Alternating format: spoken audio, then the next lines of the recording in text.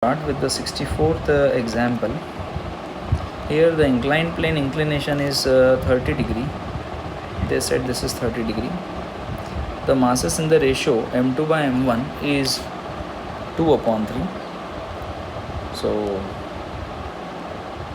m2 is 2x and m1 is 3x. Okay, the coefficient of friction between m1 and the incline is 0.1. The mass of the pulley and the thread is negligible.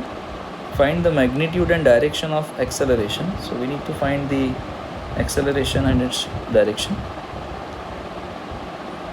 of m2 when formerly stationary start moving.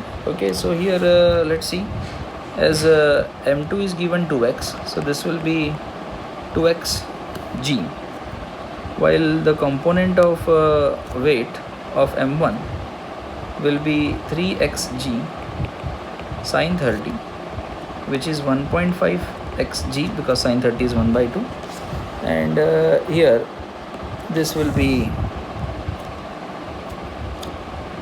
3xg cos 30, so it will be 1.5 root 3 xg. This is the reaction and friction will be here. So it is very clear, as m2 is greater 2xg, so it will try to move the system in this direction, and m1 will move up. Due to this, the friction may come in this direction. So now what is the value of friction? So value of friction is 0.1 into normal reaction.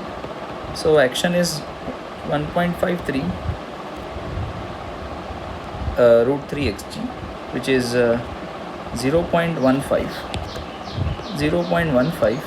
root 3 xg.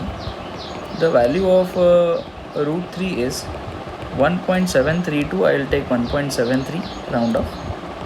Now 173 multiplied by 15, so 5 3s are 15, 1 carry, 5 7s are 35 plus 1 36, 3 carry, 5 1s are 5 plus 3 8 plus 1 3s are 3, 1 7s are 7, 1 1s are 1, 5 6 plus 3 9, 8 plus 7 15, 5 1 carry, 1 plus 1 2, 2595, and decimal point will be after 4 digit, so it will be 0.2595 xg, which is approximately 0.26 xg.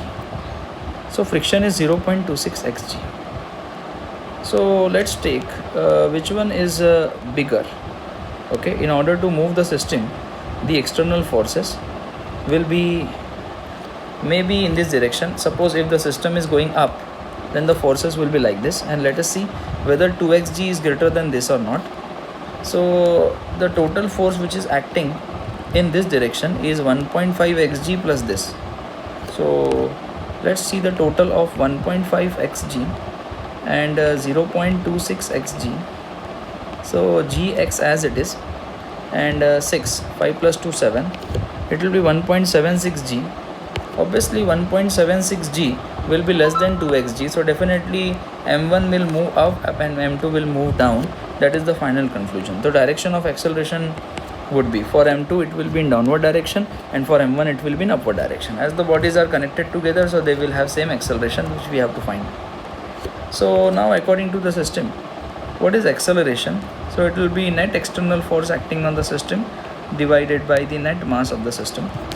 Now if you draw a border to this system, so you will see that in this complete system, this weight is acting here while these two forces are acting here. So this minus addition of these two is nothing but the external force. So that would be equal to 2xg minus 1.5 xg plus friction, which is 0.26 xg, divided by total mass m1 plus m2, so it will be 2x plus 3x. So acceleration will be equal to 2xg minus, now the addition of 1.50 and 0.26, so it will be 6 7 1.76 xg divided by 5x Now 2 minus 1.76. So 10 minus 6 would be 4, 9 minus 7 would be 2, and 1 minus 1 would be 0. So that comes out to be 0.24 xg divided by 5x. X will get cancelled out.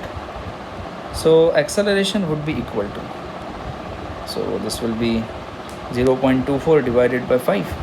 So 5 ones are 5, 0.04s are 5 4s are 20. What remain is 4. So 5 8s are 40. 0.048 g.